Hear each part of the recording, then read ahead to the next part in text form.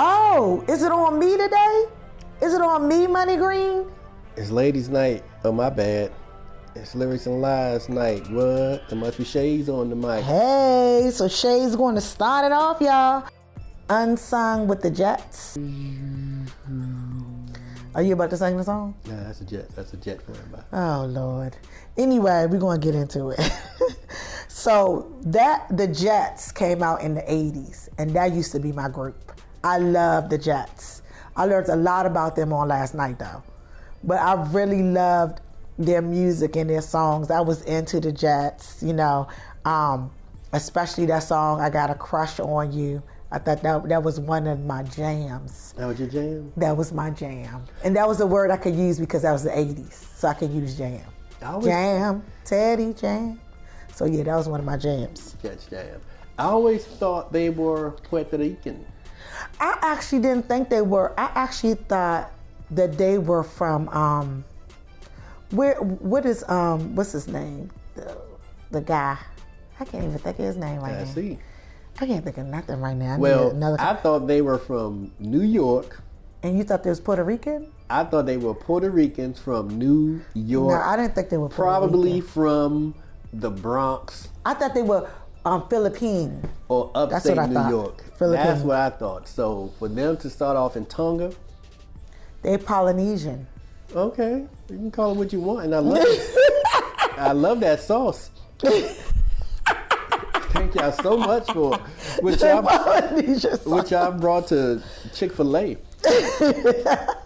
You stupid. And just to see their grind, their parents had them grinding more than Joe Jackson had the Jackson 5 grinding, because they were on a little, what you call a little RV. Yeah. And they driving up and down the West Coast, and then they went in the Midwest and out in Wisconsin. Right, but you missed something. Doing shows everywhere. Talking about the father, they had 20, I think the father had like 20, 30 kids. Anyway. 17 kids, y'all. The 17. father, they didn't have anything to eat, you know, because they out there hustling and grinding, so they didn't have a lot of money to buy food and everything. So the father, while they're in their little camper, him and a couple of the boys, they go out and they kill a moose, chop the moose's legs off, bring the moose back to the camper, and roasted them and fried them and cooked them up. This is what you talking about, living off the land because you are hustling and you have a dream. That was the bomb. And the mother was the original singer in the group. That's funny. Yeah. Because as soon as they got a record deal, they kicked the mother out the group. They said, get your ass out of here. You ain't Diana Ross. And let the young girls take over. And the young girls like 12, 13, 14 years old. The youngest one was 12. But all the kids learned an instrument. All the kids had to learn the instrument. Right. So in this group, everybody was Tito. Yes. All the boys were Tito, because Tito really can play that, you know, that bass guitar or lead guitar. But Randy can't play no damn instruments. Jackie was back there playing the drums for the Jackson 5. He can't really do nothing. Michael Jackson wasn't really playing no instruments. And Marlon wasn't playing no instruments. Now this Marlon, you know, played the trumpet. But who else was it? Who am I missing? I'm missing one more brother. Reggie? What's his name? Reggie Jackson? Reggie Jackson, the baseball player. You sure? I'm positive. Randy. I said Randy. Randy's Randy? the baby boy. Randy ain't playing nothing. Marlon. Oh, Jermaine. Oh, how can we forget Jermaine? Jermaine, we ain't gonna talk about Jermaine. We can talk about Jermaine. But did later. Jermaine play the guitar? Because back in the day, he acted like he did, but I'm not sure. Oh, but you don't know if he really played the guitar. But the Jets were out there playing all these instruments. All the instruments, the sisters too. Pretty much self-taught. So this is a curveball I didn't see coming, other than the mother being the original singer.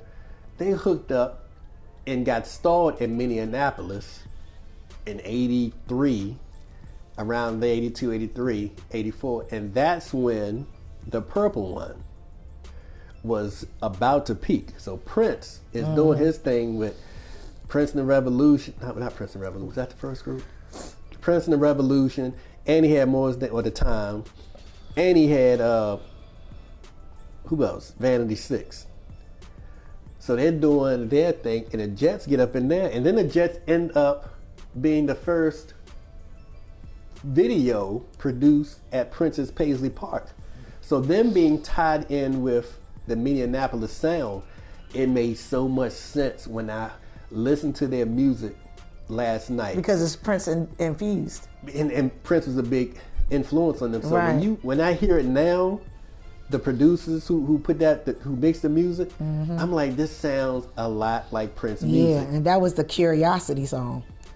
Oh my, yeah. So that was something that caught me off guard, and that's a big Minneapolis sound fan because Mint Condition came out of there. Yeah, and even their clothes was influenced, like certain things, like the scarf on the head, but not how they dressed per se. Those bright colors, they were influenced, or they influenced.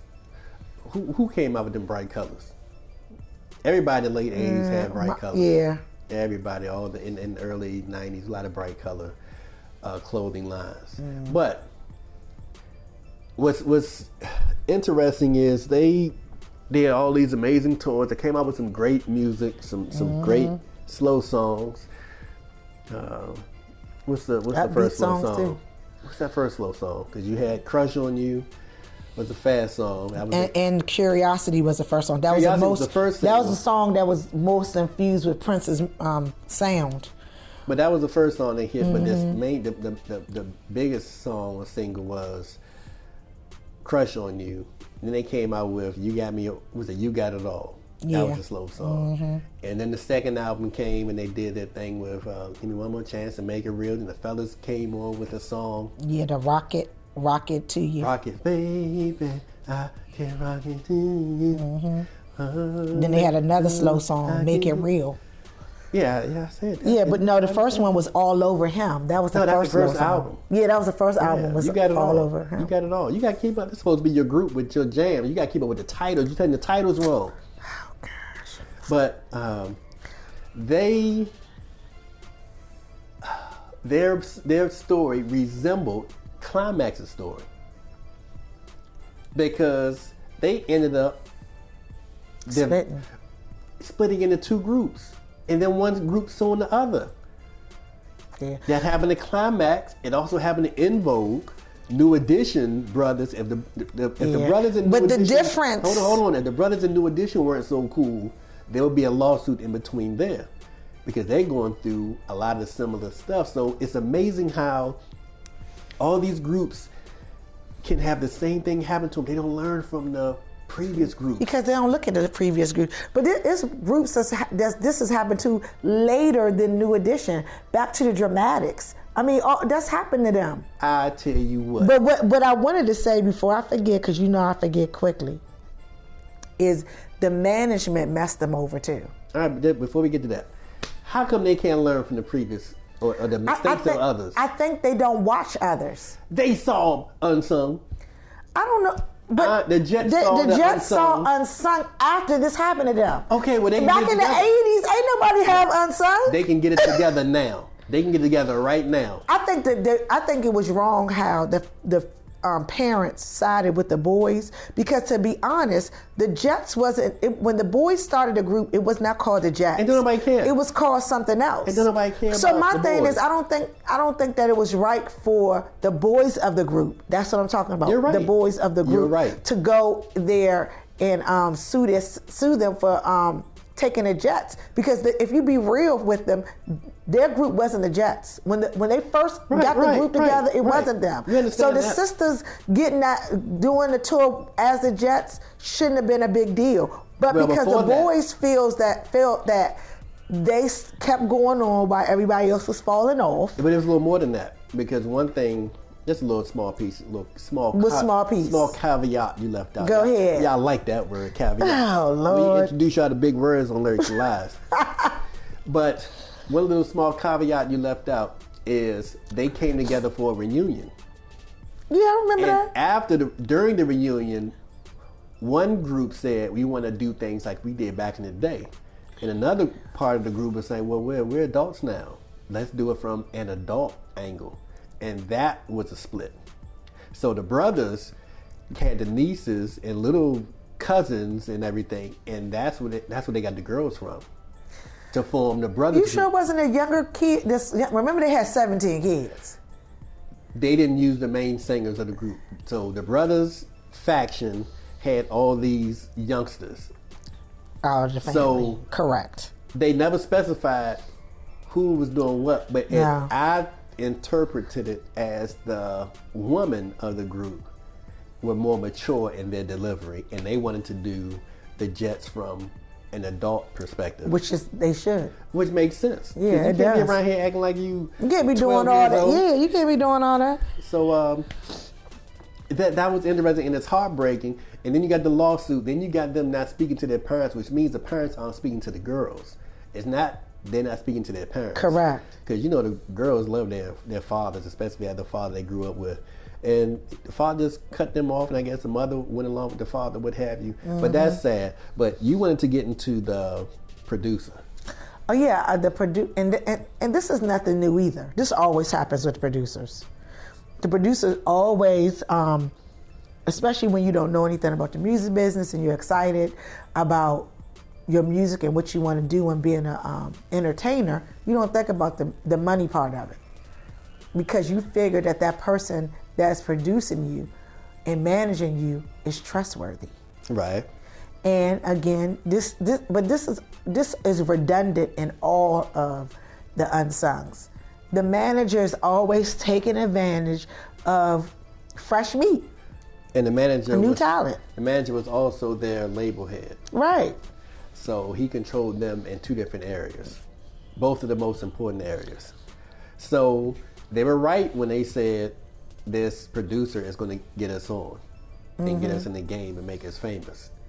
But I guess they didn't pimp the system properly. They didn't put their money to use like they could have, the little bit that they were getting, because the guy at the label said, if you keep him as a producer, you'll probably remain with the company, with our Correct. label. And they went against that advice, and then they got cut from the label when they were slashing, trying to have a fire sale to save money. So sad story. The one woman that had breast cancer in her 20s. Yeah, Elizabeth, the lead singer. The lead singer had breast cancer in the 20s, so she had a mastectomy, a single mastectomy. So that was interesting, and they gave her a certain amount of months to live unless she got that done, and she had the procedure done.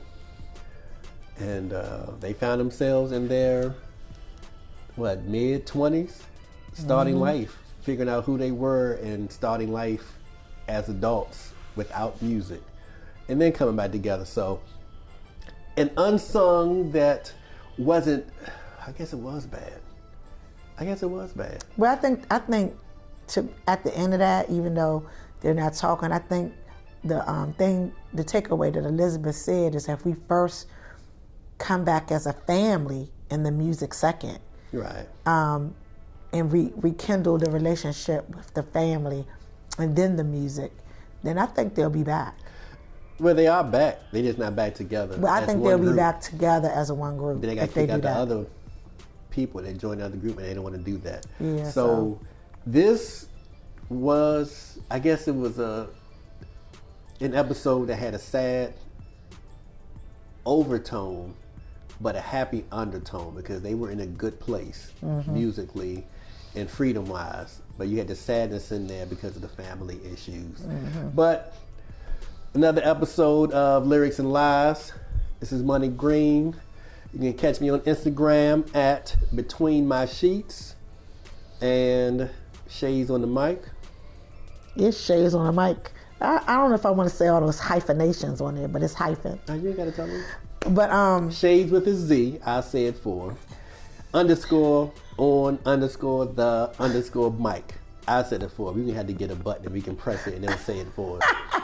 yes, because And that's a lot. also, feel free to like us and subscribe. Or just subscribe. You ain't gotta like us, but subscribe. As a matter of fact, you can subscribe and love us. And comment. You don't have to comment either. We enjoy your comments. We Yeah. do get comments, so Yeah. we do enjoy them. Yeah, you can do that. All right. We'll catch y'all tomorrow. Lyrics and Lies, we out.